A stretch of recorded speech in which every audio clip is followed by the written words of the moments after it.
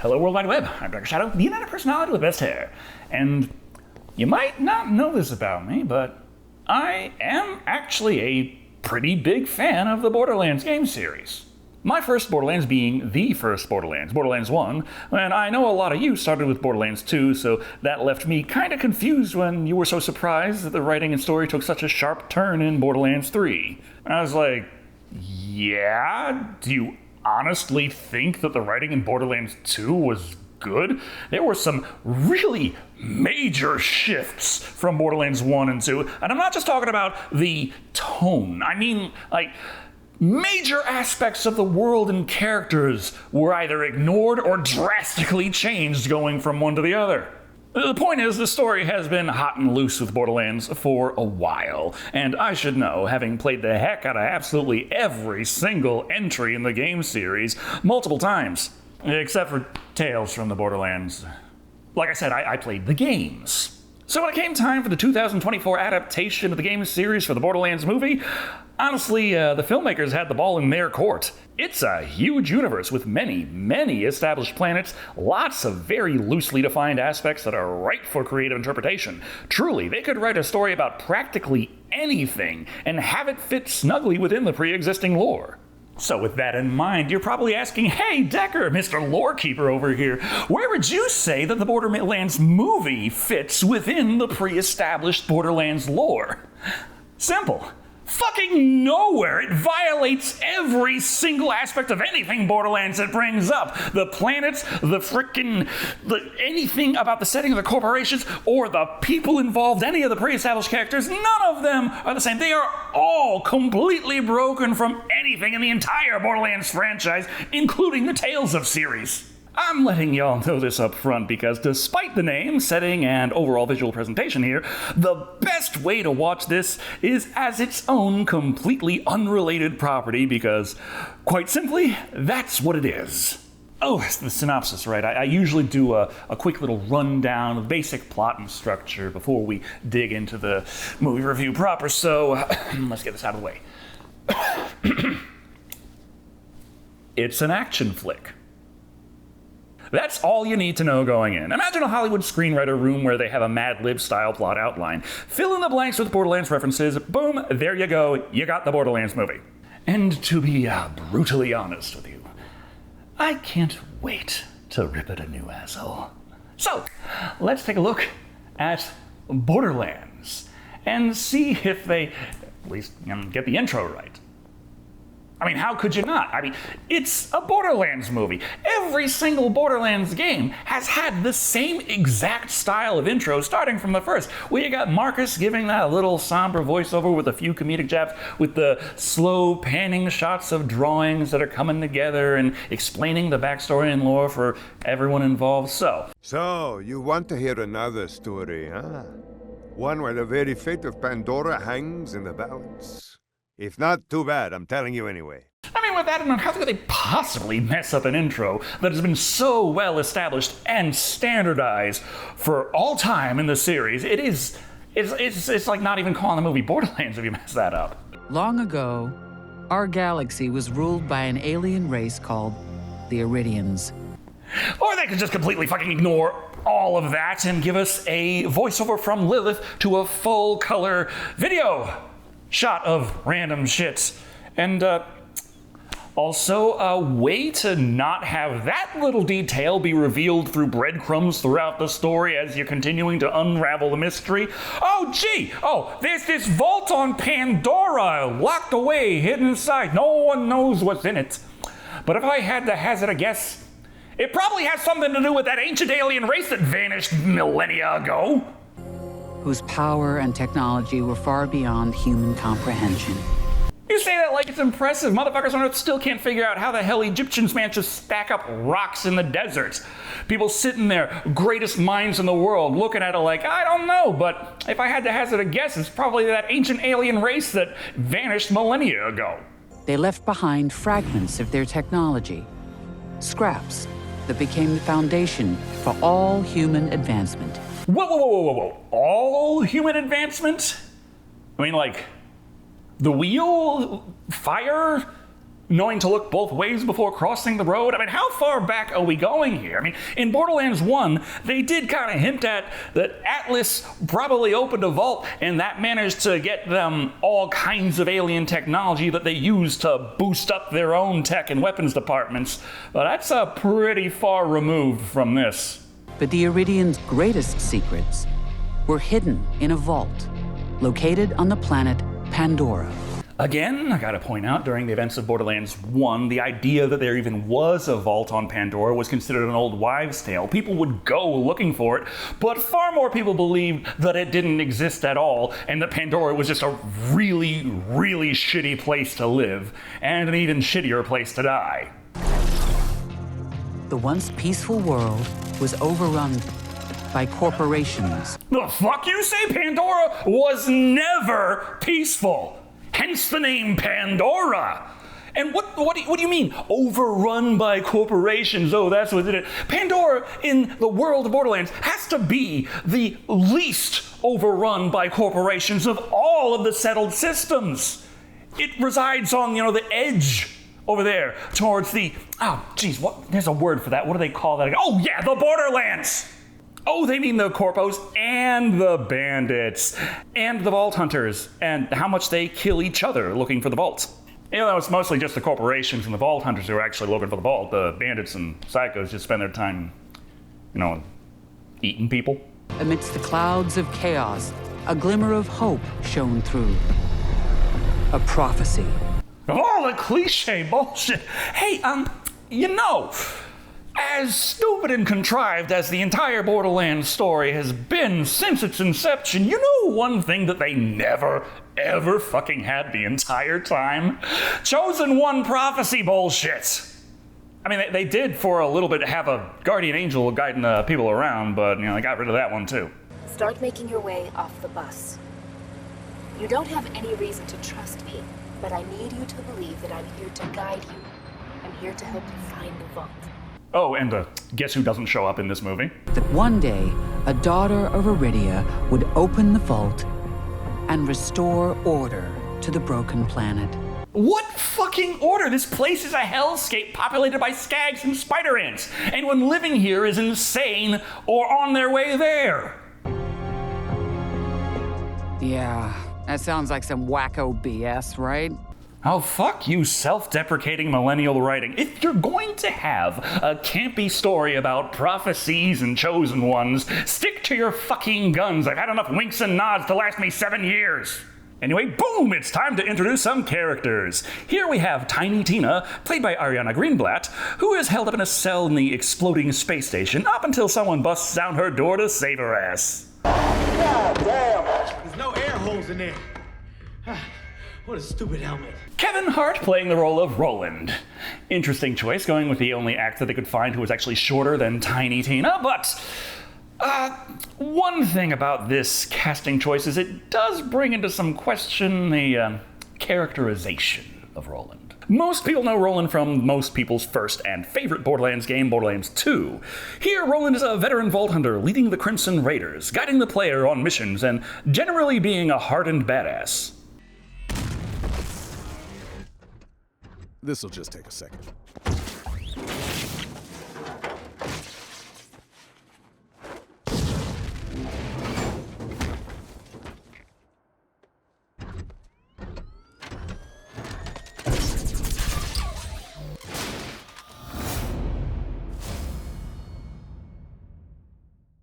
Whereas Kevin Hart's Roland is Kevin Hart with a gun. But, that's not necessarily a bad Roland if you're familiar with how Roland was in Borderlands 1. Bullseye! Open the door! Target hit! Nailed it! Always room for more loot! Critical hit! Oh, you know that hurt. Excellent. I knew you were the right choice, friend. And of course, there were massive shifts in most of the characters between Borderlands 1 and 2. Mordecai had to get to the worst. Originally, he was not an alcoholic. He was not Mexican. And, Bloodwing was male. Eventually, they realized they screwed that up and retconned in some alien DNA bullshit, but the damage was done. I think the only character who really made it out unscathed and unchanged through all the Borderlands games was Brick. So of course Brick isn't in this movie. Roland is here to save Tina, and she agrees to come with. They have to fight through many waves of foes and utilize the most contrived way possible to add a bruiser to the roster. Rushing down this corridor at random, wouldn't you know it, a psycho just so happens to smash out of their containment cell just at this moment, knocking out their pursuers, and as a special bonus, Tina just so happens to know him by name. How convenient. Michael Broken. It's Krieg, right? Yeah. What do you say you help me get her out of here?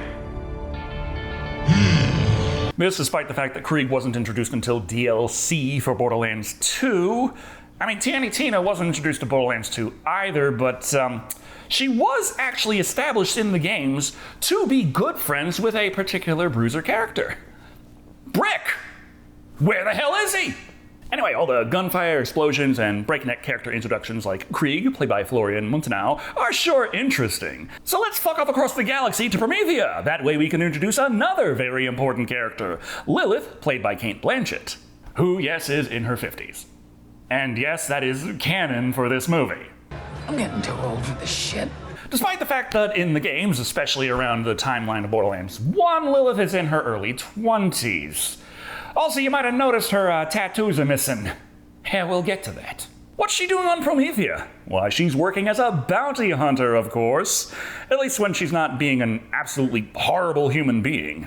Yeah, punching a guy for being crass is par for the course for badasses, but when they point out their intention is to actually hire her services, holding a gun to her current bounty, as you do, her response is to just simply murder every single one of them. Not sure why there hasn't been a bounty put on her just yet, but it turns out this was quite the spectacle for Mr. Atlas, played by Edgar Ramirez. These gentlemen work, or should I say, worked for me? Our hero, ladies and gentlemen. Oh, but it turns out she didn't just commit a massive galaxy-shaking felony for murdering the president of Atlas, no. Just a minor felony that will be immediately forgotten. You see, Mr. Atlas was using a little holographic projector to lay his face over someone else's body. Despite the fact that the body underneath it looks exactly the same. But also this holographic face projection technology is something that isn't in any of the games. With the help of his final surviving henchman, he offers a job to Lilith. My daughter has been kidnapped, and I need her returned to me. Bounty hunter, not babysitter. Well, you gotta find the damn kid. He's not handing her to you right now, like, keep her safe. Like, that's not a babysitting job. Go find and bring back. He says he needs her because only Lilith is as badass of a bounty hunter as she is. And knows how to handle Pandora because she was born there. Ignoring the fact how we learn later that she left Pandora at 8 years old and never came back, but I'm pretty sure she learned a lot in kindergarten. I'll start when my current contract ends. Seems like you're free to start immediately. Oh no! What a horrible man! He just killed a very small percentage of the people that Lilith just killed. Furthermore, Atlas provides her with an enormous Apple tag with a manual control button, so they can find her when she's located his daughter. You haven't disappointed so far, Lilith. I advise you not to start. Hasn't disappointed you so far? She's never worked for you before and just killed a bunch of your employees. You're really easy to please, is all I'm saying. Point is, Atlas pays her enough, and thus she's off to Pandora. Not exactly her vacation spot of choice. It's a shithole. I should know. I'm from here. Because she's a Pandoran native, as you recall. In this movie, in the games, she was noted to have been born on planet Dionysus. But, I mean, it's par for the course here. The entire time, every single character that has been introduced, not a single one of them did they get right. But that's people, and this is a place. Surely they won't screw up the setting too bad. It makes sense that Roland's escape ship got robbed after he parked here. They've been stripped for parts and vandalized by vault hunters.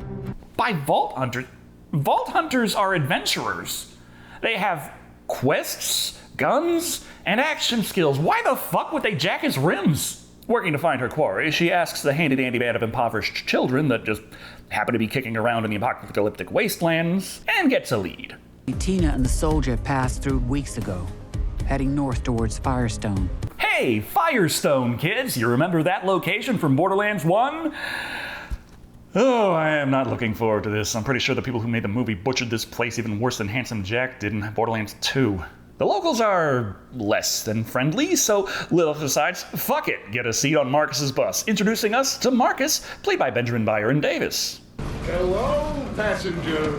My name is Marcus. But of course, you're not here for small talk. Which isn't a bad casting. It's a bit strange that he's designed after the older Borderlands 3 Marcus, as he's driving the bus to Firestone as he did as the younger Borderlands 1 Marcus, but whatever. You are here to find the vault. You can stop there. Not a Vault Hunter. You just need a ride. And this is just kind of a weird thing. In Borderlands 1, a Vault Hunter was just kind of an adventurer who was looking for the vault. By Borderlands 2, a Vault Hunter was kind of a title given to anyone of adequate badassitude, and by Borderlands 3, I'm pretty sure it's required by law that everyone registers as a Vault Hunter at some point. Not Lilith, though. No, she's a bounty hunter, thank you very much. Anyway, she reaches Firestone, I think. It's just a hunk of shit in the desert, which, believe it or not, is a bit less messy than Firestone usually is. 2 weeks on the trail, and it was as cold as Pandora's moons. Tina and the soldier were long gone. In Borderlands 2, his bounty was $1 million. And even then, that wasn't really that much. Salvador's was $99,099,000. So what do you do when you have nothing to go on? Simple. Nothing! She just schleps around all night, which fortunately just so happens to be exactly what she needed to do in order to run into this fella. You shot me in my eye! You blinded me for life! How will I manage to survive? Just kidding! Claptrap, voiced by Jack Black. A little robot, is annoying as hell, will never leave, thinks he's way funnier than he actually is, and is somehow far more important to things than he has any right to be. I can't believe I'm saying this, but they actually got a character right in this movie. And it's fucking Claptrap. Understandably, Lilith is less than enthusiastic to have this funny little robot step in and insist upon himself. Problem though, he's got no choice. He was programmed decades ago to wake up and help her as soon as she got back to Pandora. No one knew I was coming here, not even me. Who programmed you? I don't know! Which is a shame because you're an awful person and I'd love to know who to blame for this. As for the record, there is zero reason he wouldn't know. He's just programmed not to, because that way it can be a shocking reveal later without having to worry about, any kind of difficult writing to get there. Since I don't, I have no choice but to serve you until you're dead. Did that sound like a threat? Sorry. Anyway, as long as you're not dead, I'm here to help. I'm just saying, Claptrap in the video games was way more helpful about things like this. He's like, hey, after you get shot, set on fire, ripped apart, blown up, or otherwise torn from this immortal coil, check out this new use station for a small fee. You'll just pop right out of there, good as new. Ah, video game logic. But what's this? Claptrap has EchoNet access. Not sure why Lilith doesn't, but since she's incapable of simply Googling where Tiny Tina is, she asks Claptrap to do it. Wouldn't you know it? Despite all logic and reason, he just so happens to locate her last known location despite it being completely off the grid. How convenient! But wait, the Crimson Lance are looking for her too! What are they doing here? Oh, just a guess here. Exactly the same thing you're doing. Obviously, you were hired by Atlas to find his daughter, and he also has a private army. I mean, yeah, he came out with this bullshit reason why he needed the bounty hunter who he could trust more than his private army. But if you have a private army, use the private army. Also, nice touch on the Vladoff scope for the gun. Little details like that help. Anywho, Lilith murders the bandit and sets the random nameless captives free. Not because she's nice, no, but because that cage makes the perfect backseat for Claptrap as they head down to Tina's last known location. Sneaking in, Lilith doesn't see anyone, so instead she comments on the menagerie of stuffed animals on display. You could start your own Pandoran zoo.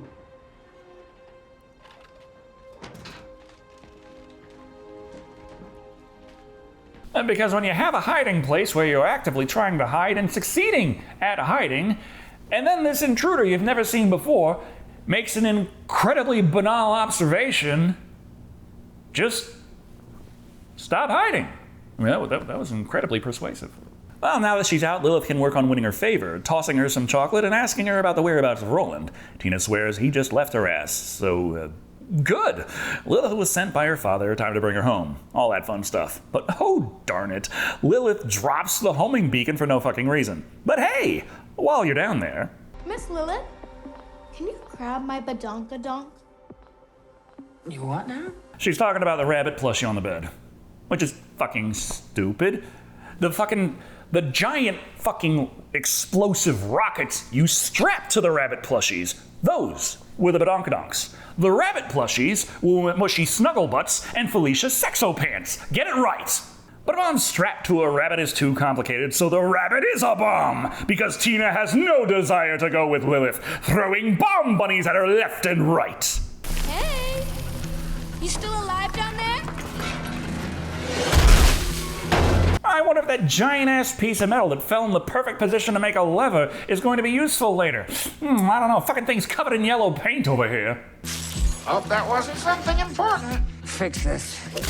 Because it's toast. Oh no, she broke her beacon to Atlas. How will she ever contact Atlas now? She wonders, mere feet away from the robot that can access the EchoNet at any time. Lilith demands Tina come with, but she refuses to come down. Instead, surprise, Krieg just so happened to be sleeping in a random van down here. Hold up with psychos? He only used to be a psycho. Oh, no, Krieg is a psycho currently. Yes, there is a little shred of humanity still kicking around in there, but on the spectrum of psycho or not, he very much is. At the very least, it is entertaining watching him flail about with a buzz axe, and wouldn't you know it, that big-ass yellow lever just so happens to be just the thing Lilith needed to make it up to Tina's position. How convenient. But wait, before she can talk Tina down from the rocket launcher standoff, who would just so happen to show up but the Crimson Lance? No, the button didn't get accidentally pressed. No, they didn't find some kind of lead that led them right here. This is just the point in the plot where this event is supposed to happen, so fuck figuring out a reason for it. Nice work, lady. You led him straight to me. That doesn't count. The Crimson Lance had absolutely no fucking idea where Lilith was. Atlas only knows he sent Lilith to Pandora. She's somewhere on the planet. The Lance had no leads. No one could have possibly been tracking Lilith. Led her there? How? Who are you? Commander Knox of the Crimson Lance.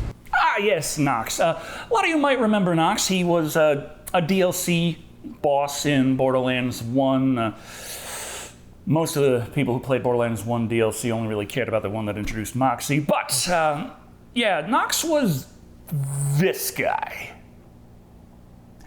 Might surprise you to learn this, but they didn't do a great job adapting him to film. And Knox, played by Janina Gavankar, intends to take Tina. So, good. You guys are Atlas. Lilith was hired to take Tina to Atlas. What's the problem here? Well, fuck figuring out a reason. This is Lilith's bounty, not Knox's standard military paycheck. Ah, Jesus, I haven't seen a conflict this ridiculous since Made in America. You know, a Whoopi Goldberg romantic comedy. Went to a sperm bank to have a kid. Kid grows up, goes to the sperm bank, finds the records, tracks down the dad. Romantic comedy hilarity ensues, and then the kid gets angry at Whoopi Goldberg because she starts to like the guy. Well, Tina can solve this dilemma with a bunny bomb, so they must run. But wouldn't you know it, Roland just so happens to drive up with a getaway vehicle at this very moment. How convenient. Cue the chase scene. Pleasantries are exchanged, action ensues, continuity is ignored. They got us pinned. Not yet, they don't. Hold on.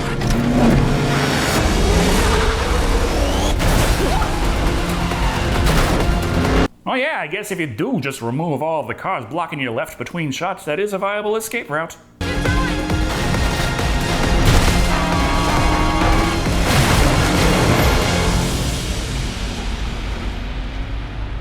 Where are we? Pisswash Gully. Heading down the path that leads to Pisswash Gully, a location from Borderlands 1 that was like 5 feet from Firestone, wasn't full of piss, and also did not contain any threshers because at the events of Borderlands 1A, threshers didn't exist on the planet yet. They didn't until the events of the pre-sequel introduced that invasive species from the moon of Elpis. I'm just saying, this is another scene that is a grab bag of a whole bunch of Borderlands terms thrown together in a way that makes no sense and completely violates the way it was introduced in the games. But hey, it gives us a chance to have the characters be incredibly stupid for no discernible reason, resulting in lowbrow toilet humor. My favorite. My mouth! Sardine showers! It's pee. It's pee. Now I got pee all in the middle of my truck.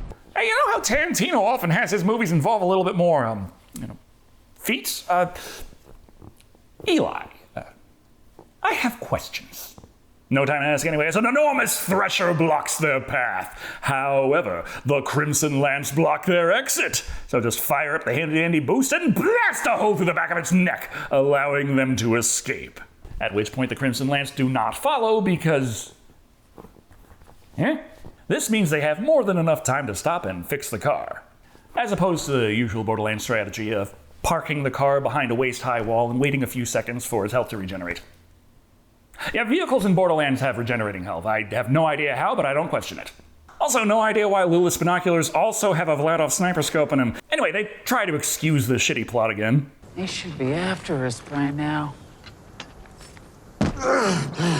Stingrays won't pursue without ground support.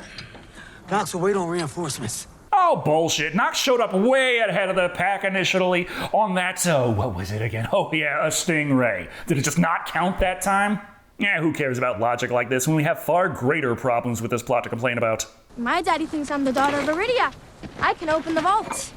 Tiny Tina, the daughter of Iridia. Whatever the fuck that means. Her. It's not like she didn't already have a extremely well-developed backstory from the games that they could have explored in any way. No, let's just say that she's the daughter of Iridia now. Fuck it, why not? Actually, there are many reasons why not, but let's not get into it right now or we'll never finish this review. Lilith figures out instantly that Roland intends to use Tina to open the vault, which Lilith doesn't like because her mommy died pursuing the vault, don't you know? Roland stands firm that it's better for them to open the vault than it is Atlas because this traitor, insane demolitionist, and literal psycho are clearly more level-headed individuals, but cannot trust Lilith. When Atlas finds out about that party back there, I'm as good as dead. So like it or not, we're on the same side. Well, maybe you wouldn't be as good as dead if you didn't just randomly join the turncoat and murder a bunch of the people you're supposed to be working for and actually did your fucking job. Fuck it, the story makes no sense and no one cares. Point is, they better check in with their scientist friend who sent them on this quest in the first place. It was her idea to break Tina out and collect the keys. 1 key down, 2 more to go. What the fuck is that supposed to be? It's the approximate shape of the Pandoran vault key, but it's the size of a Tic Tac box. This movie, Borderlands 3, was out when this movie came out. In it, there's actually a scene where Tannis is going around exploring, looking at the vault keys, and mentioning the fact that, hey, no matter where they find them, one constant among all the vault keys is they all seem to be fucking huge. Next stop, Sanctuary City. Ah, yes, Sanctuary City. Sanctuary, of course, being the name of the city from Borderlands 2 that was built on the old Dahl mining ship. This city is not that. This is a generic-ass city with generic-ass city stuff, much like you will see in any generic-ass sci-fi action movie and won't see in any Borderlands game. Like, yeah, you had cities in Borderlands 1, like Firestone, though I'm not sure that counted when the population was Zed and Claptrap. And then in Borderlands 2, we had Liarsburg, although I'm not sure that counted when the population was Hammerlock and Claptrap. But beyond that, Borderlands 1 also had New Haven, and, New Haven, Sanctuary, these are very different places than what we get in the movie. In the games, you had, little groups of survivors huddled together trying to protect themselves from the harshness of this hell planet with some frickin' plywood and sheet metal. Sanctuary City is fucking Cyberpunk 2077.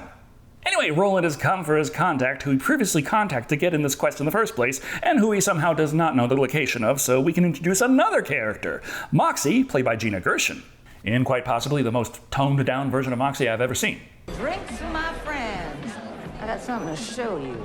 She's just kind of a bartender, which she was from Borderlands 2 onward, but yeah. In Borderlands 1, she's introduced in Mad Moxy's Underdome Riot, the DLC, where she's described as a psycho bitch who gets tired of her husbands shortly before murdering them, and now she runs the Underdome, a lovely wave-based arena for the player to challenge for various rewards, while she works as the announcer, gleefully enjoying all the killing that goes on. I'll make them yearn for more and more of my pain. I'll be cruel and enjoy myself. When the thrill wears off, I'll leave and find a new toy. Until then, not too different than matrimony, come to think of it. Maybe the Colosseum is my fourth husband, in a way. This version of Moxy is completely fucking ignored going forward, which infuriates me to no end. In Borderlands 2, she is rebranded as a bartender and an absolute slut, fucking the fuck out of anyone she can possibly fuck. Because Anthony Birch has no idea how to write relationships. The only characters in relationships that he has in his stories, the only thing they do relationship-wise is fuck. It's like that's the only thing he knows about what goes on in romantic relationships. These people here have sex. So Moxy having several marriages before is just interpreted as she's a fucking whore. And so there we go. Way to fucking go there, Anthony. It makes me wonder, what kind of fucking relationships has he had? That explains a lot. This is expanded a little here and there in further Borderlands games, but the damage done in Borderlands 2 kind of remains for Moxy from then on. Her primary skills are bartending and sucking dick, sometimes simultaneously. So the fact that the movie version of Moxy is a bartender and that's pretty much it, it's not the worst version of Moxy I've seen. But hold on, Roland is spotted by someone in the bar. I knew it was you! Oh my god! Hey, Larry. Larry, played by Bobby Lee. No, he is not an established Borderlands character. No, he doesn't really do anything all that important. Yeah, he could just be completely edited out of the entire movie and things would go on exactly the same with very little deviation. Yeah, in that getup, he does look like he belongs in the latest straight-to-streaming Star Wars slop project. There's no but at the end of this, I'm just listing things. Not important yet either, Moxy gets to talk with Lilith. Despite the fact she doesn't know Lilith and is Roland's contact to meet his contact, but actually she does know Lilith, and possibly better than she knows Roland. Your mama was a good woman. Yeah, well, wouldn't know. Because Moxy was like an aunt to Lilith. Which means she has to be like 70 years old in this movie, despite the fact that the actress is only 61. I'm real happy that you came back home. And I hope that you know how much your mama loved you. She always told me how special you were. Well, to be fair, she was probably more than a little biased. Anyway, who the fuck is Larry? Roland's old roommate. They have such amazing things to talk about, like how big Roland's bounty is getting. Oh gee, I wonder what Larry's interested in this exchange. I got a feeling you're not gonna tell anybody.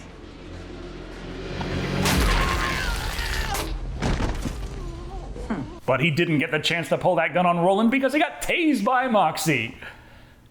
Okay, what would have happened if Moxy didn't do that and he did get to pull the gun on Roland? What then? Then Lilith pulls the gun on him, and then Krieg rips his arms off, and then Tina shoves a grenade up his ass. But what's this? Y'all better hustle after that. Go out this way. I got these guys. Come on. Oh no, Crimson Lancemen have seen them at the bar. Which means the scene later where Larry is the one expressing how he saw them at the bar is also completely fucking superfluous. But just because they saw them, doesn't mean they saw them, so the group easily escapes to one particular elevator where they can give the password to gain entry. Except the password Echo ain't doing shit.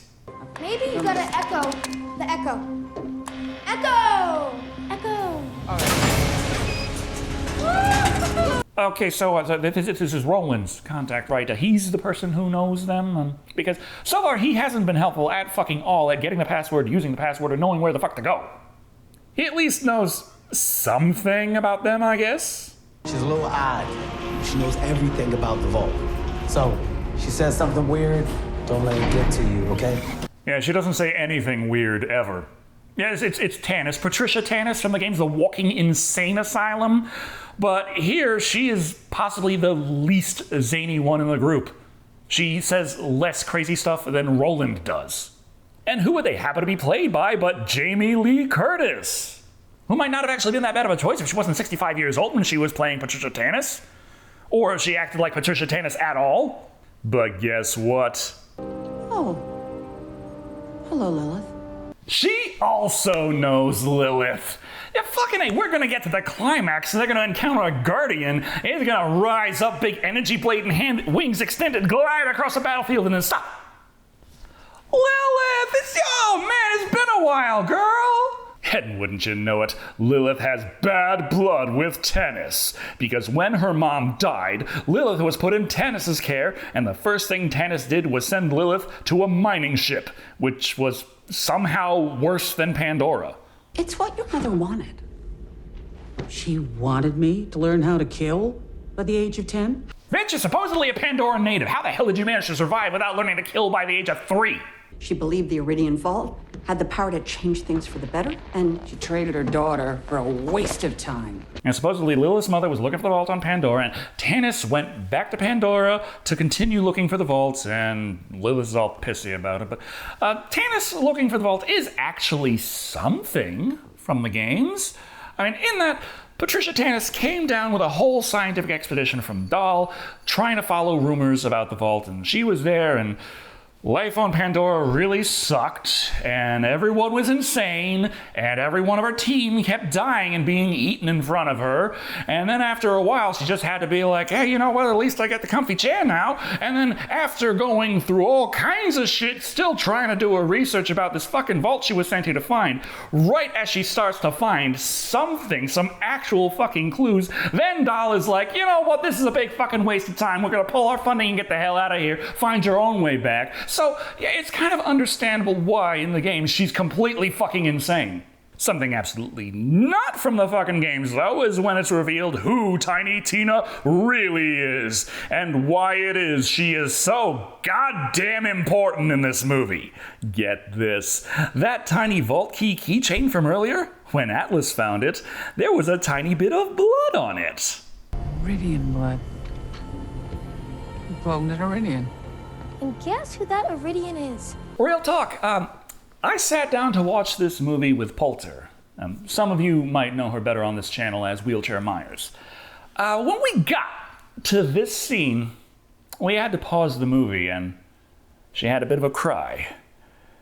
Because of how goddamn awful of a change this was, and how horribly it disrespected the character of Tiny Tina and the games. Guess what? Tina ain't a clone in the games, Iridian or otherwise. She ain't a blank slate either. You can't just spew out whatever Hollywood slop you want on the character and think that it'll work. And also, Tina is most importantly a fan favorite in the series, thanks in no small part to her goddamn backstory and characterization.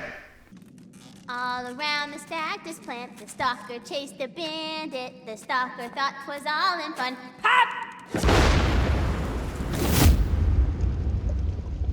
Goes the bandit. And the fact that she talks really loud and nonsensically a lot of times, but that's really not all that special in the Borderlands universe. So what is Tiny Tina's real backstory? Well, her family was sold to Hamson Jack when he was on that slag mutation research war crime kick. And they are separated when Tina gets a chance to run for her life while her parents are presumed killed.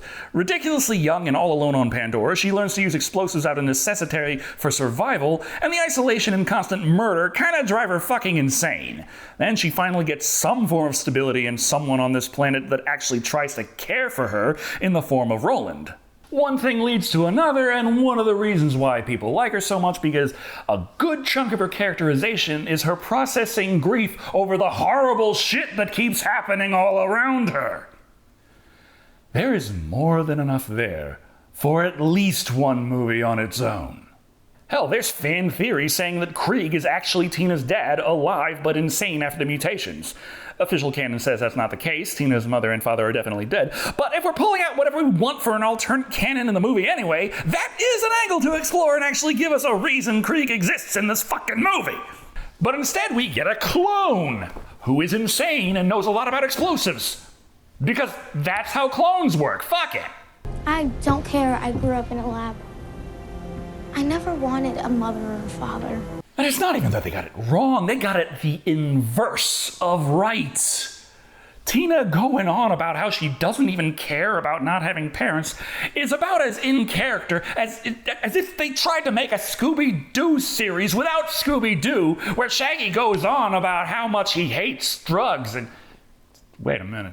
So Atlas plans to use Tina and her Iridian blood to open the vault and make super weapons.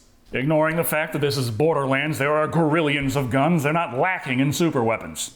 Then he's just gonna lock me up into another secret lab and do more experiments. And if you saw the things they did to the other clones... Well, if they were anything like you, they probably deserved it. Lilith is here for clone Tina, no questions asked. So let's skip ahead a little time. Claptrap is fucking around for no apparent reason, while back at Moxy's, Larry is trying to convince Knox he didn't get drunk as fuck. Moxy tased him. Which means we're just ignoring the fact that more Crimson Lance definitely saw them in there before they ran off. We seal this. Anyone got spare parts that I could use? Hey, that's his robot. It's an old CL-14. So we're just gonna have Claptrap go in there and be seen again to blow their cover, because fuck it. Excuse me, coming through, got a computer virus, highly contagious. Hey, what do you know? We have the Borderlands tradition of midgets. Oh, I'm sorry, they're now Psycho Tinks. Because little people won't mind being called that. While they give chase, Tannis dumps some exposition on us. Seems they know exactly where to find the next vault key. Another key. He thought it was a useless piece of Iridian pottery. He had no clue they'd found a vault key.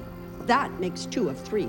The 2 out of 3 line makes absolutely no fucking sense if you take into account knowledge she definitely does have right now, but if she would say it, then that would spoil the twist later, so fuck it, we got a plot by numbers to do here. On that note, ignore that entire scene about a password. Claptrap just pops up here. Somehow they're not safe and secure, and no one knew Claptrap was coming with the bad news, but now they need to escape. So they just make like the writing of this thing and jump into a fucking dumpster to get the job done. Is there any way out of here that doesn't involve garbage?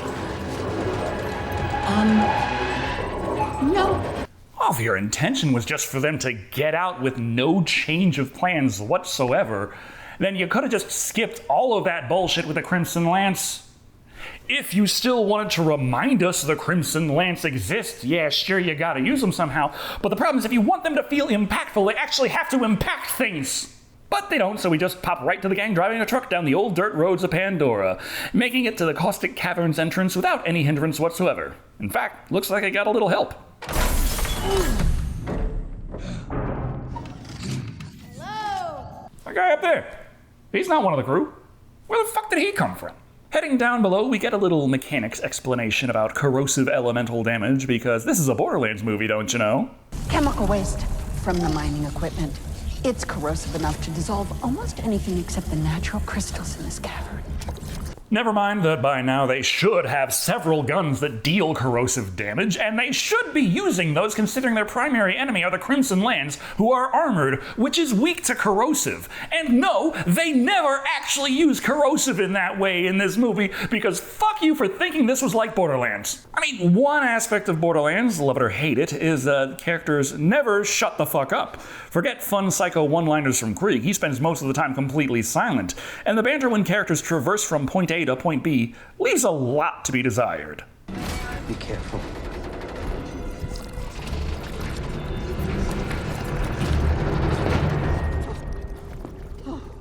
I remind you, we have Krieg, Tiny Tina, and Patricia Tannis in this group. And yet at this moment, none of them can think of something annoying to say. Look.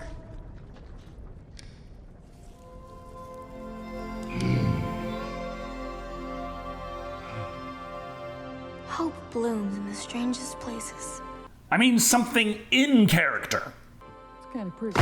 Mission accomplished! The door's unlocked! Who's the best? I'm the best! Give me a job, I passed the test! How the hell is it that Claptrap is the only one they got right? Get this though, the caustic caverns turn out to not be the safest of places, thanks in no small part to the bandits who live down here. Bloodshots. Yeah, their symbols are everywhere. These are the psychos other psychos are afraid of. Yeah, that's great and all, but the Bloodshots don't live in the caustic caverns. They live in the Bloodshot ramparts, which are built out of the old dam way up top. It's a kind of major important mission in Borderlands 2. It's when you go and you rescue Roland from the Bloodshots in the mission, a damn fine rescue.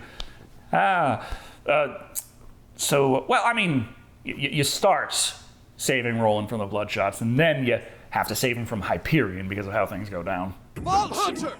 You gotta stop this thing!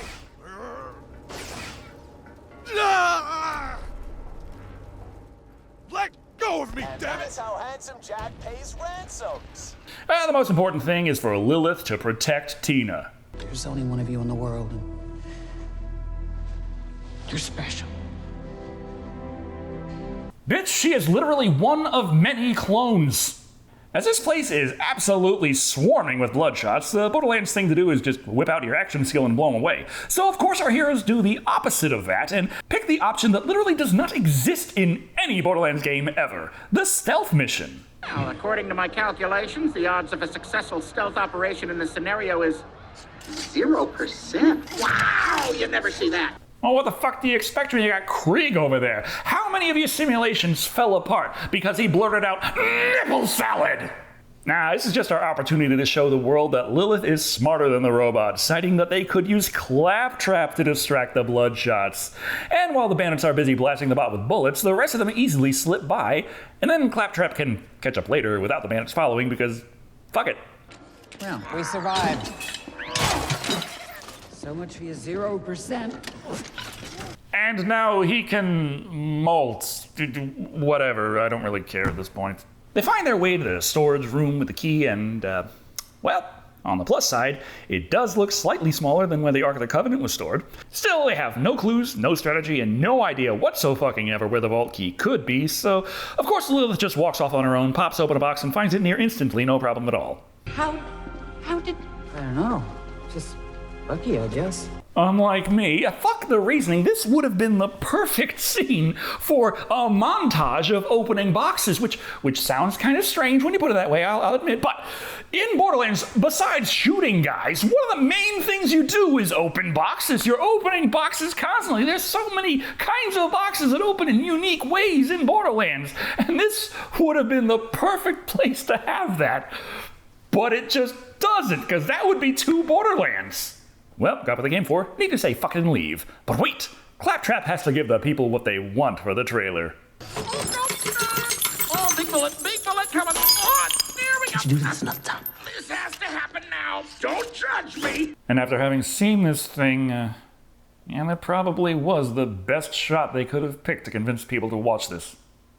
But this makes noise, therefore, action scene. Action that is your standard action movie action and not Borderlands action. Forget action skills, Roland never pops out the Scorpio turret. And excuse me, but what the fuck is going on with Lilith? No elemental weapons, and she's fucking dual-wielding pistols. Bounty hunter, dual-wielding, really likes murder. Did they fuck Lilith up so bad they turned her into Nisha?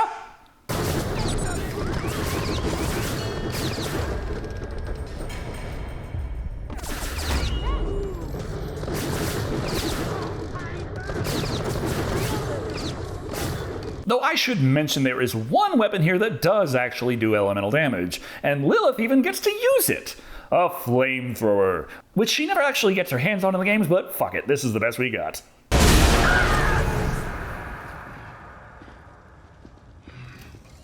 Oh, I guess the action scene's over then.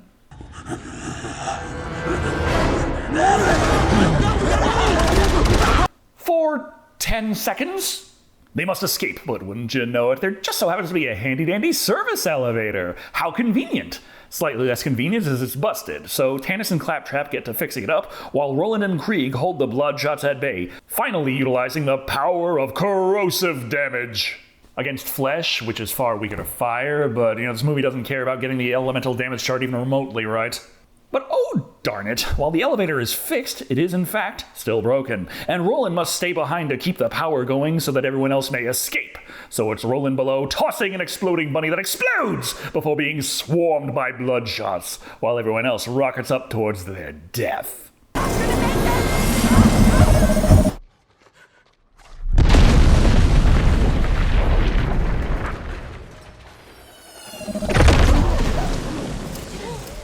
Teleportation! I can move stuff with my mind, y'all. That can't be right. You don't have one. I just move shit with my freaking mind! How did you do that? I don't know. Just gotta happen. This ain't an idle game. You have to tap L1 to use your action skill. Or on keyboard and mouse, press F for fuck they shit up. Tina's like, but what about Roland? And Lilith is like, probably fine. And they leave it at that. Tannis says they seem to be around an old mine, and, well, fuck it, couldn't figure out anything else to do today. Let's just call it a night. Tina goes to sleep while Tannis puts the key in the key and makes a map. The vault key also being a map was a thing in the games. It didn't really work like this, but then again, it didn't work like it did in Borderlands 2, moving on to Borderlands 3, so if the game series didn't care to keep it consistent, why should the movie? Right there. The vault? It is a shame your mother is not here to see this. You know, if you want us to care about Lilith's mother, maybe you should have given her a name a little bit more personal than Lilith's mother. That's literally what she is credited as. Also, maybe give her some goals other than find vault. That's literally 90% of the people in this universe. I've seen that before somewhere.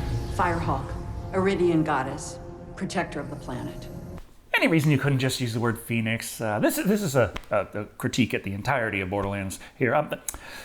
Phoenix is a bird, fire, very well known, nice, sounds exotic. Lots of things use it.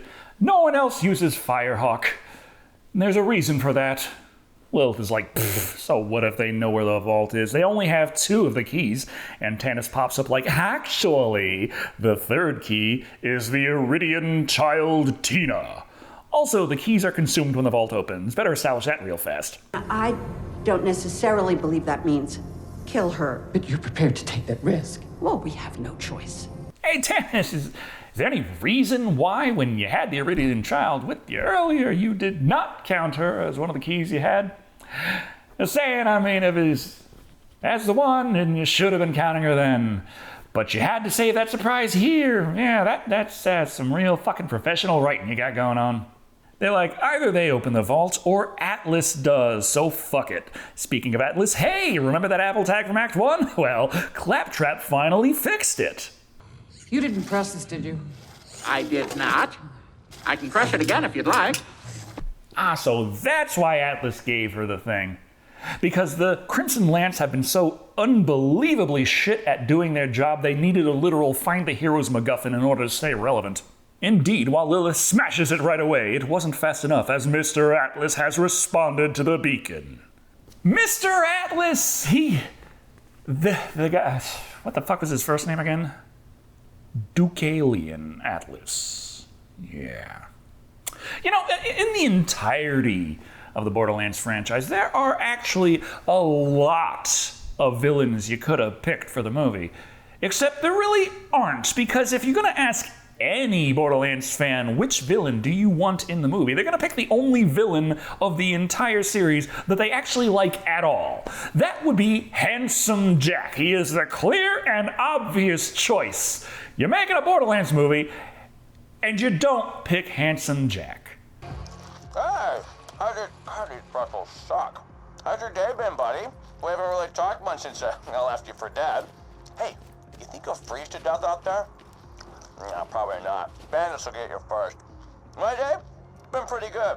Just bought a pony made of diamonds. Yeah, because I'm rich. So, you know, that's cool. Goodbye. And then you don't even pick just another lesser villain that people don't care about, but at least is a Borderlands villain. No! You invent your own guy. And then you name him Dick Alien. I'm racking my brain trying to think of a name for that diamond pony I bought. I was gonna call it Piss for Brains in honor of you, but that just feels immature. Hey, maybe Butt Stallion? Nah, that's even worse. I'll tell you what, I'll give it some more thought. And the Crimson Lance are on the way to collect her now. So if the whole point was for her to press the button, Crimson Lance show up, she hands Tina and gets paid, why, when she found Tina and the Crimson Lance show up, that was presented as a problem and not just something incredibly convenient? If you come after her, I'll destroy the key. No, you won't. Because if you did, then we wouldn't have a movie. I would have to kill the rest of that heroic band. You were gonna do that anyway. Or am I supposed to believe the escaped psycho, the traitor, and the mad scientist the traitor is working for were somehow just gonna be let off the hook? And I promise you, Lilith, they won't be quick deaths. Oh, fuck off. Have you ever even played the games? Good luck playing Ultimate Vault Hunter mode and finding any enemy that isn't gonna one-shot you. Yes, I know health gating is a thing, but tell that to all the elemental damage or time effects. She stays quiet, which Atlas interprets as cooperation, and Tina witnesses. Despite the fact that she was clearly established to be sleeping. Twice.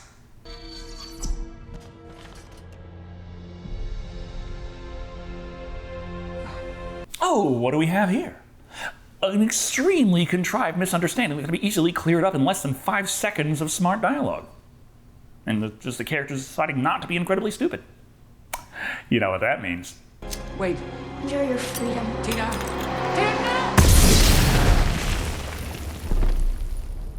To be fair, the scene is a bit longer. Lilith is there like, hey, it's not what it looks like, kid. And then Tina waxes poetic about how she's going to open the vault and then kill Atlas. And then she throws a grenade to blow up Lilith. So actually, they acted even stupider than I thought possible. But this is one of those convenient knockout-style explosions of death. Lilith's fine, but Tina, Krieg, and Tannis are long gone. They found a truck in the village and left. Without me. What village? This must have been one of the original Pandoran settlements. How quaint. I know this place. The random-ass spot they found after narrowly escaping the caustic caverns just so happened to spit them out right at Lilith's home village. How convenient. Doubly so that the other guys happen to find a frickin' car just kicking around there that was still operational, even though we have not established the destruction or the catch-ride system at all in this movie. Anyway, it's time for flashbacks. Lilith remembers when the village was raided by non-specific raiders. Honestly, that's the most Borderlands thing so far. And her mother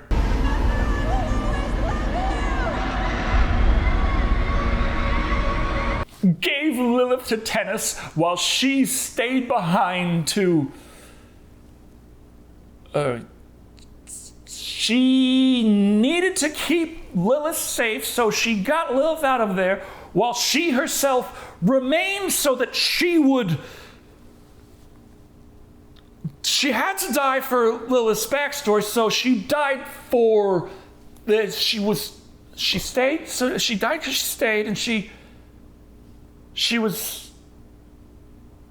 she had to stay because... Finding her old house, it seems Lilith's place was absolutely vandalized by raiders over the years. Very gently, though, as they were nice enough to leave all the important family heirlooms relatively unscathed for all these decades. Good thing, too, because it just so happens that scanning one particular drawing Lilith made as a youngin' was the trigger for Claptrap to conk out and activate Help Me Obi-Wan Kenobi mode with a pre-recorded message. Lilith? Mom? Played by Haley Bennett, known for The Girl on the Train, The Magnificent Seven, and Swallow. Wait. No, this isn't a full moon casting situation. If you're seeing this, I'm afraid I didn't make it. So did you know this place was gonna get raided? And you didn't warn the others? I'm so sorry that I sent you away. I didn't want to. Or when you ran back inside the burning building during the raid, was it specifically to record this message so you could tell her this message that you could have also told her sitting next to her on the escape ship? But as soon as I realized what you are, what you might become, I knew you'd never be safe here in Pandora. Bitch, who the fuck is safe on Pandora? Literally nobody knows if they're gonna survive the next 20 minutes on this planet. But if you ever return, I've made sure that Claptrap will find you. I'm pretty sure that constitutes child abuse. Help you understand your destiny. Well, how about letting us in on it? Lilith, I love you. Still haven't really sold us on why you needed to stay behind and die in order to get that across. I wish I could hold you one last time. Well, you could have done that if you had just gotten on the fucking escape ship with her. You'd be holding her right now, explaining all of this Destiny shit to her in great detail. But no, we just had to have you die because we needed some fucking emotional manipulation, so we have all this shit set up that makes negative sense. It would have actually been more logical if it was just random bullshit that killed you, rather than all this setup and shit for fucking having Claptrap triggering fucking decades later send this message that says nothing as you let her fucking escape on the ship while you stayed behind for no fucking reason, just so you could die. What the fuck is this?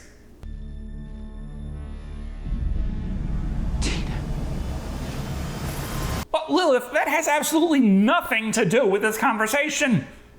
Unless you're trying to imply that, I don't know, maybe the blood that got on the Iridian artifact was your mother's blood after this raid. And oh, that's where it came from. Tina's actually a clone of Lilith's mom. Oh, but that would be even stupider. So, I guess that's a pretty big chance that is actually what they're going for here. But where is Tina? Well, Tannis had a map to the vault, so she can just lead Krieg and the Psycho to the location, which it seems people have been searching the spot for a vault for quite a while based on all the holes and scaffolding everywhere. But where could it be? Probably the glowy rock under the debris. Yeah, that's it. With that, they take the tiny vault key, place it pointing up, which is the opposite of how it goes in the games, and begin the process of opening the vault. I have to warn you, this might kill you. Please don't get my hopes up. Nah, kid. I'm the special one. Whatever this is going to make me invincible. Well, if that's the case, have fun while you can, because they're gonna nerf the fuck out of that shit in the next patch. So she steps on the platform and awaits her destiny. And the door doesn't open. I'm the special one. It should do something. Apparently not. You know, usually the first stage of grief is denial. You just instantly accepted the fuck out of how useless she is. I mean, yeah, you know, anyone familiar with the Borderlands game series, you know, the primary audience for this thing would have known right away too, but you were gung-ho for an hour and 15 minutes of movie like, oh yeah, Tiny Tina, the Iridian child, she's super important, she's the key. And now, immediately when things that you have never done before don't turn out exactly the way you were expecting, you're like, well, shucks, I guess she's not it, huh? Boy, is my face red. Well done, Tina. Well done.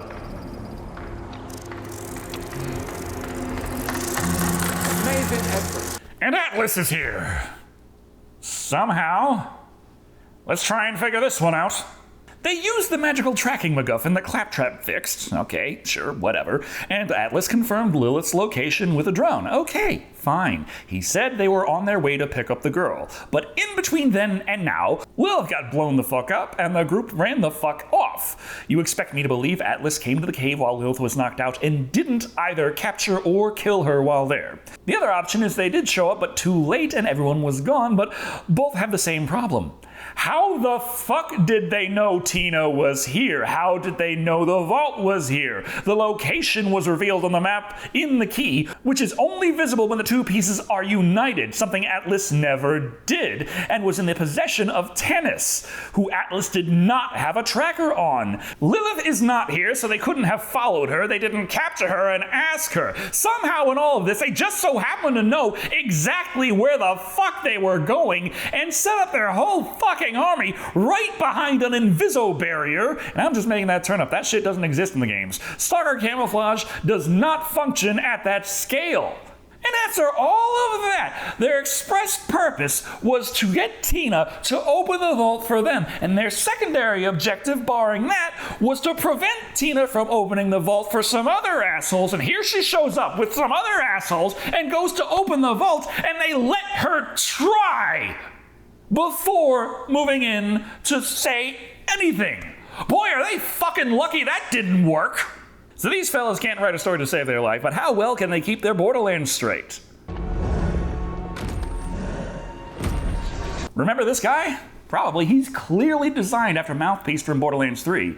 Here he is declared in the credits as Crom, played by Oliver Richters. Problem. Crom is this guy from Borderlands 1. At this point, why not just call Krieg Dr. Zed? Anyway, Tina couldn't open the vault. What now? I need her nervous system intact. Keep the organs on ice. Perhaps we'll have better luck with the next clone. Scrap her and start over. If they wanted to open the vault themselves, they didn't need Tina at all the whole time. They have an entire Tina factory back at base, so fuck it. I mean, I guess they could have also just sent Lilith to assassinate the kid, which based on how we were introduced to her character, she probably would have been okay with. But wait, Roland has come to save the day. For you see, when he was dogpiled by the Bloodshots during the shootout, he actually survived, and every single one of them actually died. And then he managed to get out of the caustic caverns, even though he was far later than everyone else, and clearly did not catch up with Tina and the group to be able to follow them and take their car. He wasn't around to see the map. He didn't have the map from Tannis. He didn't get to see the map like Lilith, and he just managed to find this place all on his own really quickly. Go Kevin Hart. You might have saved the day if it wasn't for my Atlas Ultra Shield. Yeah, energy shields are a thing in Borderlands. Not usually this rare. Everyone and their grandmother has an energy shield. And they're not this strong either. You can take them down in a few shots. Less with shock weapons, so go on, keep shooting. Nah, they just act like he's invincible now. Kill them all. Kill them? Oh no! The people I've been trying to kill all movie? How could you even suggest such a thing? Nox, you're supposed to be a hardened military badass. You were trying to take them in and or kill them all movie. What the fuck do you think those rockets you were shoving up their ass in the chase scene were gonna do? But not today, no. Now Nox is the hero of Pandora. Roland, you were right. I should have...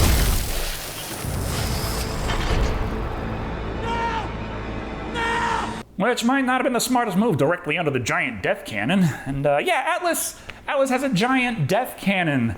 And yeah, I have no idea why he didn't just use it on Roland and Tannis and Krieg and maybe even Cena at this point. Fuck it, I mean, who's gonna stop him?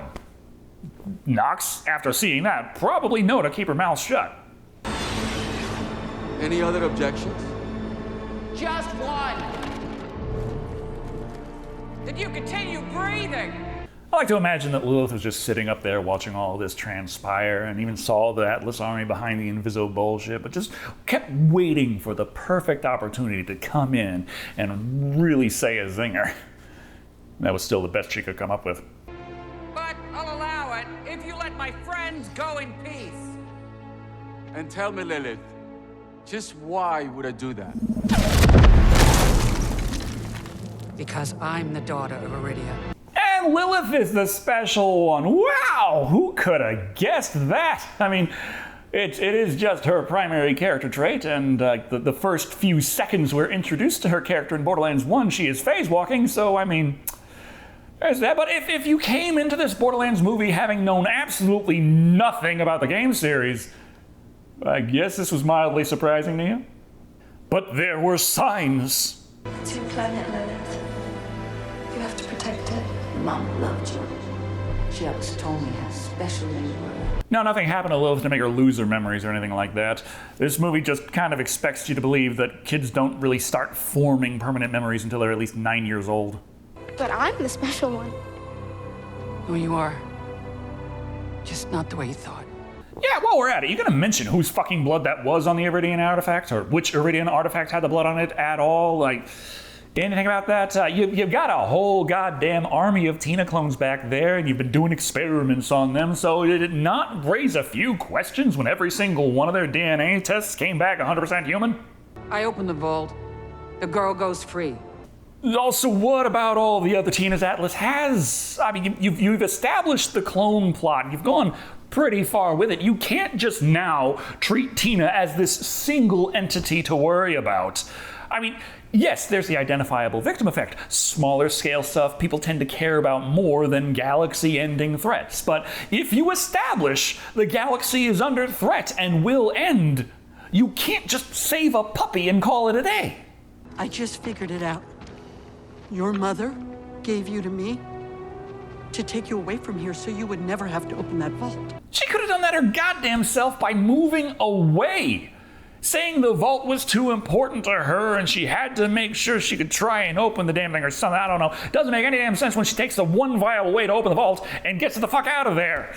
I mean, to put this in simpler terms.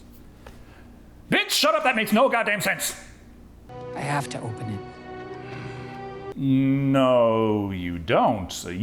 You can teleport multiple people and at large enough distances to at least clear this chasm. You can just go and get the fuck out of there.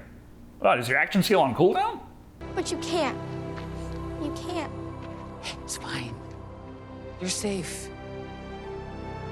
And Tina, memories are more powerful than anything Atlas could ever create. The fuck's that supposed to mean? Hey, Atlas, you know, they got that invulnerability shield and that big fucking death ray ship up there. And now they have access to alien tech that will make them even more unbelievably powerful. But you know what? You had that milkshake with Krieg. Now, got one of me. Hey, remember that time I showed up and said a whole bunch of pretentious bullshit shortly before all your friends got killed? Oh, but now that Lilith holds the completed key for the first time, her blue tattoos appear. Sort of. They're only temporary tattoos, and they're not even the same pattern as they're supposed to be, but fuck it. She's a siren, she gets her tattoos. More importantly, the vault door reassembles from the rubble, and even more important than that, she grows giant goddamn wings of fire! The legends were true. She's the Firehawk.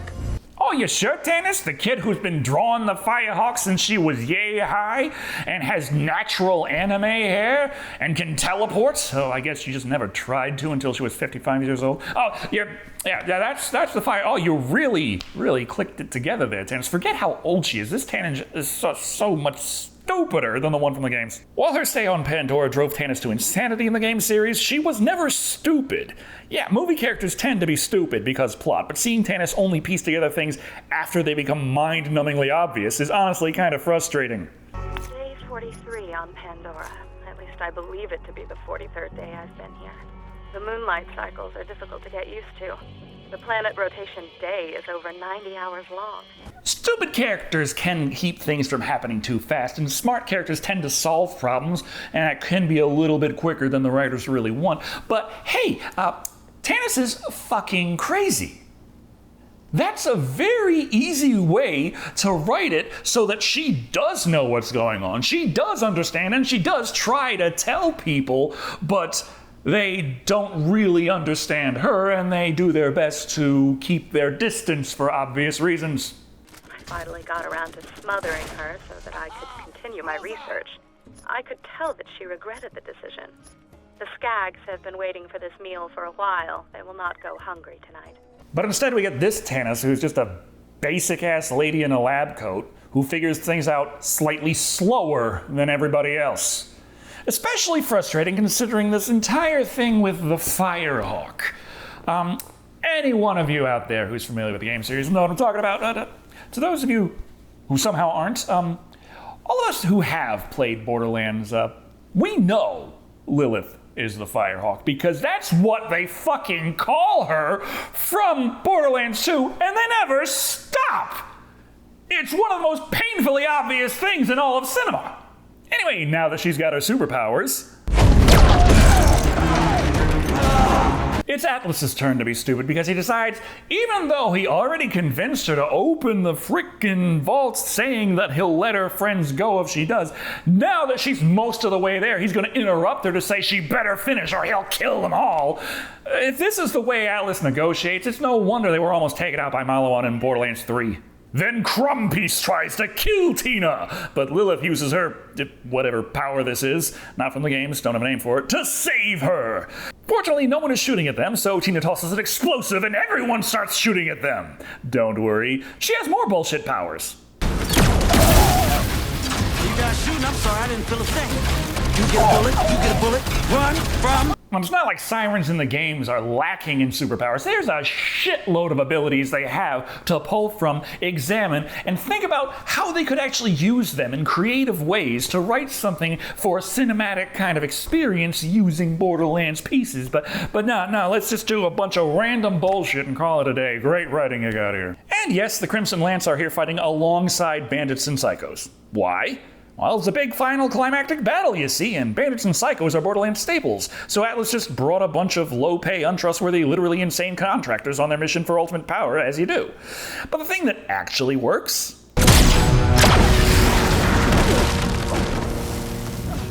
the big fucking giant death ray cannon they got hovering in the sky. Probably should have been using that from the start. Oh, I see. It's the darkest hour. Heroes are beaten back. Things are looking down. And Dick Alien is going to kill Lilith with his Gallic gun. But wait! She has the power of...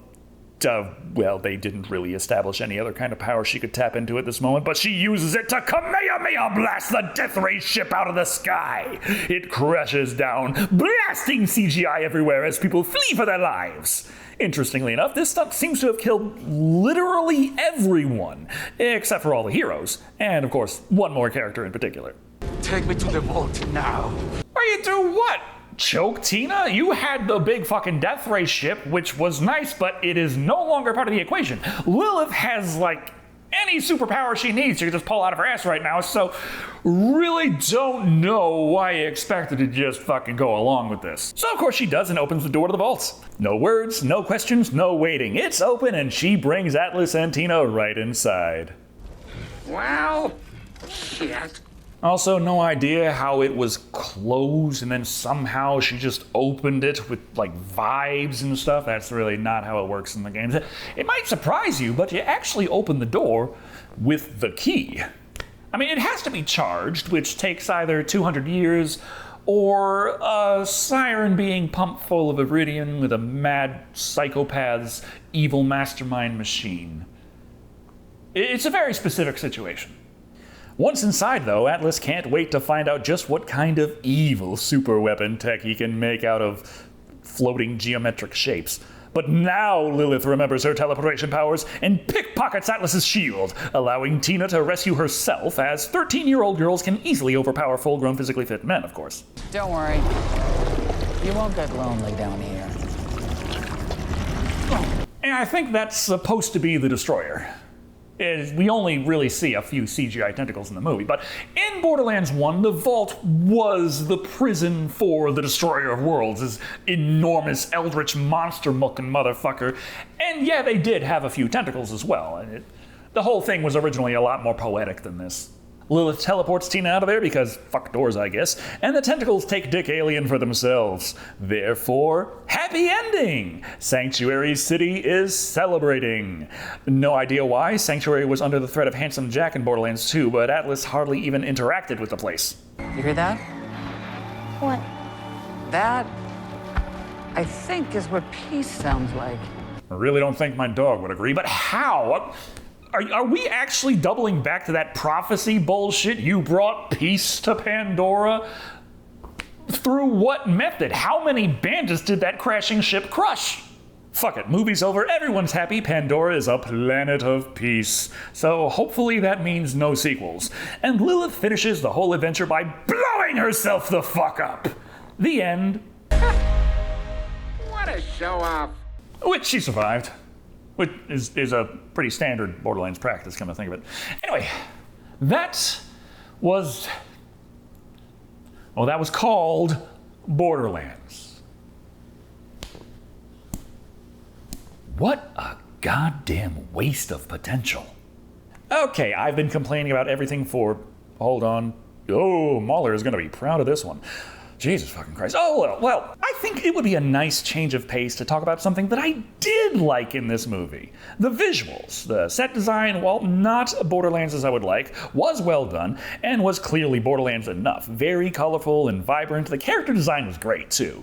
The costume for Lilith looked good, Krieg's buzz axe was fun to see, and Claptrap was Claptrap, which is exactly what you expect Claptrap to be. While I am about to absolutely rip into the writing and plot, more, I want to point out that the people who worked on the visual departments of this movie clearly did show some actual respect for the craft and the source material. If the only reason you watch a movie is for pretty pictures and you honestly don't give the slightest fuck about the story and writing, Borderlands is a fine movie. Maybe even a great one, with a unique style that pops off the screen. Unfortunately, though, I care about stories. I care about stories writing, and worst for this movie, I actually care about Borderlands. Y'all been watching my reviews long enough. I talk about movies, and I'm constantly dropping video game references when I do. You know damn well I'm a gamer, and as such, I have quite a lot of experience with the Borderlands series, and Jesus fucking Christ, this is infuriating. There's a thing I feel like Hollywood does when it comes to video game movie adaptations. You see this in film, you see it in streaming services, you know what I'm talking about. It's this thing where oftentimes creators will downright brag that they haven't played the games when they work on the adaptations. It seems to me like there's this extremely egotistical side of Hollywood that simply sees stories in films as being inherently superior to stories made for video games. It's the only way I can make sense out of this. Why the hell would someone say something like that unless they thought it was something to be proud of? This apparent belief that screenplays are by default superior to game stories leads to things like the Halo TV series, where it looks nice, has a Halo sheen to it, but the story was just some random as fuck sci-fi tale with Halo words peppered throughout. That's the same kind of shit you get here with Borderlands, a Mad Lib style screenplay. Take a generic action sci-fi screenplay and just put Borderlands names in places of all the nouns and bam, look at you, you made an adaptation. Sure, it has fuck all to do with the actual games or story, but you're a pretentious Hollywood type and don't give a fuck about anything like that. And all your Hollywood friends will love this Hollywood slop you just shit out. The less respect for the source material, the better. So we're already at the point where, okay, the story is simply not Borderlands, and let's be real here, the writing in the Borderlands series isn't even all that great anyway, so if there was any game adaptation where they could just fuck off and do something completely different and it actually be better, this is it. But here's the other problem. In order to pull that off, you actually have to write something that is semi-decent. But the disrespect for the craft is not limited to not giving a fuck about the Borderlands series. The plot holes, the contrivances, the ass pulls, the idiot plotting, the cliches, the way it all just doesn't come together. Judged purely by its own merits, the Borderlands movie is fucking garbage. So we have an adaptation that adapts nothing, set to a cliche plot-by-number story devoid of creativity where they couldn't be bothered to give a shit enough to avoid having it absolutely loaded with nonsense, coincidences, and contradictions. Now for our shocking twist I bet you didn't see coming. Borderlands comes in at 2 vault keys out of 5. What can I say? I like bright colors, explosions, and gunfire, even if the story makes no fucking sense. I am a Borderlands fan. Thank you all for watching. I've been Dr. Shado. And remember, if it took more than one shot, you weren't using a Jacobs.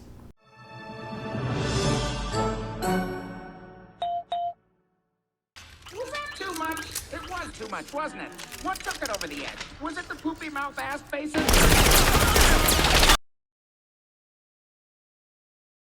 I should probably clarify. The diamond horse I've been telling you about, it's not a sculpture or anything. It's a living horse that actually happens to be made of... Well, actually, I'll go get it. What's that? Here you go. What's that? Say hello. Yeah. Mud Stallion says hello.